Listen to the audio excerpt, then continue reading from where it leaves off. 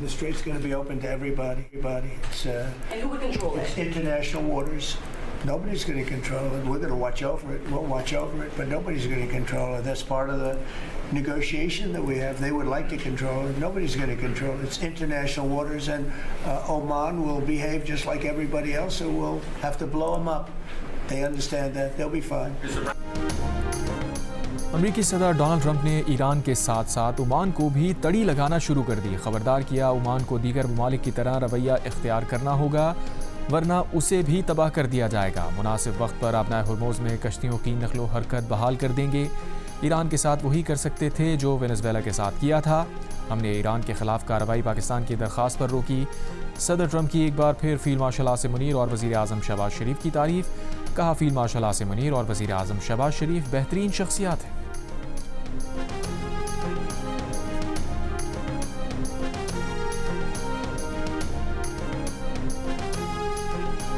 وزیر اعظم شہباز شریف کو ایران کے صدر مسعود پزشکیان کی ٹیلی فون کال. ایرانی صدر نے امن کے قیام کی کوششوں میں پاکستان کے اہم کردار کو سراہا. امن کوشش پر وزیر اعظم اور فیلڈ مارشل عاصم منیر کا شکریہ ادا کیا. وزیر اعظم نے کہا فیلڈ مارشل عاصم منیر نے خطے میں امن کے لیے انتھک کوششیں کی ہیں. امن معاہدہ جلد طے پا جائے گا اور یہ ایران کے وقار اور عزت نفس کے مطابق ہوگا. خطے میں امن کے قیام سے ایران کی معاشی صلاحیت سے پورا خطہ مستفید ہوگا. پاکستان برادر اور ہمسایہ ملک کی حیثیت سے ہمیشہ ایران کے ساتھ کھڑا رہے گا.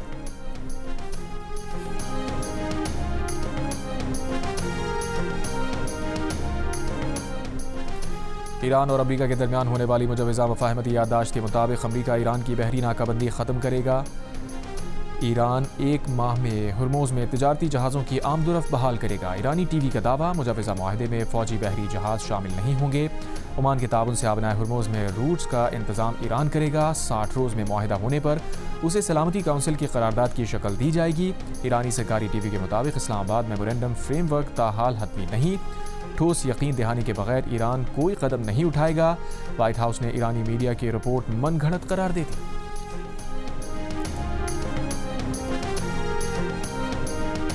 عید قرباں پر سنت ابراہیمی کی ادائیگی کے بعد عزیزوں کی دعوتیں. لوگوں نے کلیجی، مٹن پلاؤ، بیف بریانی، کڑھائی کے مزے اڑائے. ملائی بوٹی، سیخ کباب سمیت باربیکیو کھائے. نمکین کے بعد چلا میٹھے کا دور. کھیر، کلفی اور آئس کریم سے لوگ لطف اندوز ہوئے.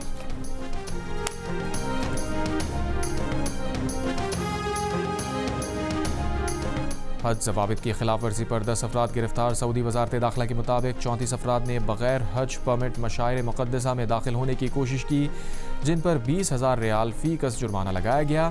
10 افراد پر ٹرانسپورٹ نظام کی خلاف ورزی پر 1 لاکھ ریال فی کس جرمانہ عائد. سعودی وزارت داخلہ کا کہنا ہے کہ حج ضوابط کی خلاف ورزی کرنے والوں کو قید اور ملک بدر کیا جائے گا.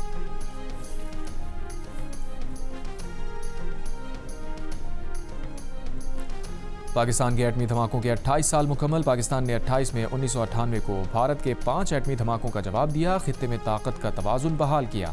وزیر اعظم شہباز شریف کا ذوالفقار بھٹو، نواز شریف، ڈاکٹر عبدالقدیر اور سمر مبارک مند کو خراج تحسین. قوم کے نام پیغام میں کہا اگر ایٹمی قوت نہ بنتے تو دشمن ہر حد پار کر سکتا تھا.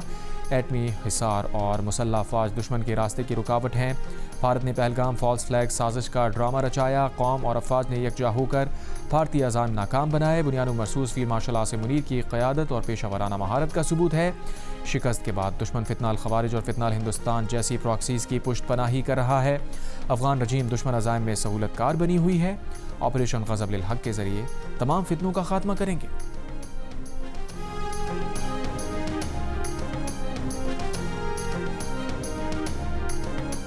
اور یوم تکبیر کی 28ویں سالگرہ. مسلح افواج کے سربراہان کی قوم کو مبارکباد. Field marshal Asim Munir, air chief اور نیول چیف نے قوم کو مبارکباد دی.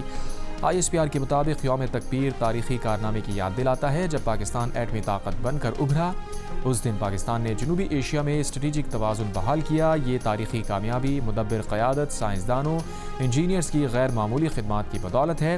یہ کامیابی پاک افواج اور پاکستانی قوم کی قربانیوں کا ثمر ہے.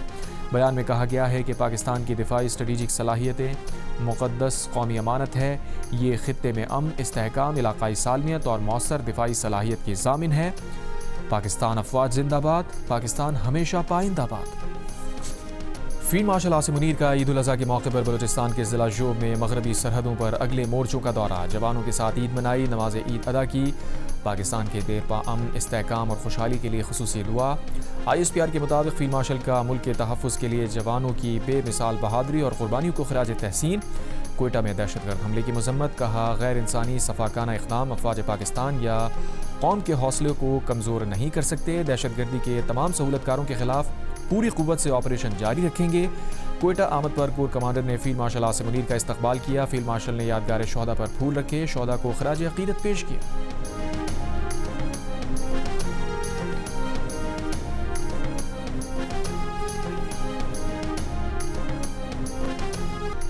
افغانستان دہشت گردوں کی بھرتی اور شدت پسندی پھیلانے کا مرکز، روسی خفیہ ایجنسی کے مطابق ولایت خراسان وسط ایشیائی ممالک سے افراد کو دہشت گرد نیٹ ورکس میں شامل کر رہی ہے۔ داعش خراسان تاجکستان، ازبکستان، کرغزستان، قازقستان کے علاوہ روسی مزدوروں کو بھی ساتھ ملا رہی ہے۔ داعش خراسان وسطی ایشیائی ممالک میں خفیہ دہشت گرد نیٹ ورکس اور حملوں کی منصوبہ بندی کر رہی ہے۔ تاجکستان اور ازبکستان میں داعش کے دہشت گردوں کو پکڑا گیا۔ روس کی سلامتی کونسل سیکریٹری کا کہنا ہے افغانستان میں 20 سے زائد گروہوں کے جنگجو خطے کے لیے خطرہ ہیں۔ پاکستان متعدد بار افغانستان سے دہشت گردوں کے خطرے کی موجودگی کی نشاندہی کر چکا ہے۔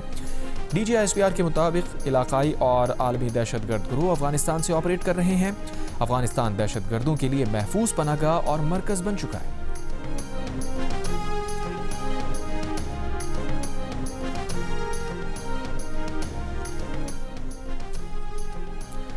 نائب وزیر اعظم اسحاق ڈار کی بحرین، پرتگال، کولمبیا اور جمہوریہ چیک کے وزرائے خارجہ سے نیو یارک میں علیحدہ ملاقاتیں۔ اقوام متحدہ کی سلامتی کونسل اجلاس کی سائیڈ لائنز میں اسحاق ڈار اور جمہوریہ چیک کے وزیر خارجہ نے اہم علاقائی اور عالمی امور پر تبادلہ خیال کیا۔ ترجمان دفتر خارجہ کے مطابق دونوں رہنماؤں نے اعلیٰ سطح کے روابط تیز کرنے اور دو طرفہ تعاون مزید مضبوط بنانے پر اتفاق کیا۔ پرتگال کے وزیر خارجہ نے اسحاق ڈار کے ساتھ ملاقات میں مشرق وسطیٰ میں پاکستان کی ثالثی کی کوششوں کو سراہا۔ اسحاق ڈار نے اپنے پرتگالی ہم منصب کو دورہ پاکستان کی دعوت دی جو انہوں نے قبول کی۔ اس سے قبل اسحاق ڈار کی بحرین کے وزیر خارجہ ڈاکٹر عبداللطیف بن راشد الزیانی سے ملاقات ہوئی، جس میں تجارت، سرمایہ کاری، اقتصادی شعبوں میں تعاون بڑھانے پر تبادلہ خیال ہوا۔ علاقائی صورتحال، اقوام متحدہ میں تعاون پر بھی گفتگو ہوئی۔ نائب وزیر اعظم کی امریکی وزیر خارجہ مارکو روبیو سے ملاقات کل ہوگی۔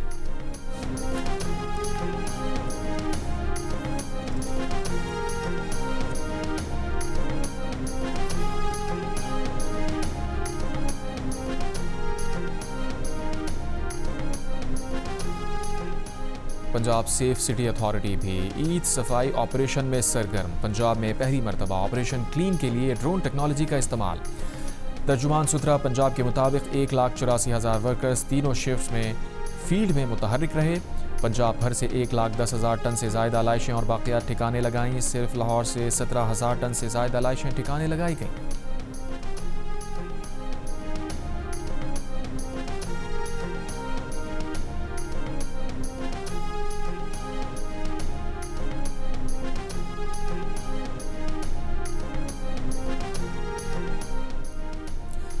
وزیر اعلیٰ بلوچستان سرفراز بگٹی کا بم دھماکے سے متاثرہ علاقے چمن پھاٹک کا دورہ، پھاٹک کے قریب بم دھماکے سے متاثرہ خاندانوں سے بھی ملاقات، متاثرین سے یکجہتی کا اظہار کیا۔ سرفراز بگٹی کا کہنا ہے کہ بلوچستان کو خدا نخواستہ مختلف طریقوں سے توڑنے کی کوشش کی جا رہی ہے، جسے پاکستان سے محبت نہیں ہے وہ ملک چھوڑ کر چلا جائے۔ اگر چیک پوسٹوں یا فورسز کی تعداد بڑھانے کی بات ہوتی ہے تو بھی لوگوں کو اعتراض ہے، عوام سیکیورٹی فورسز کے ساتھ تعاون کریں۔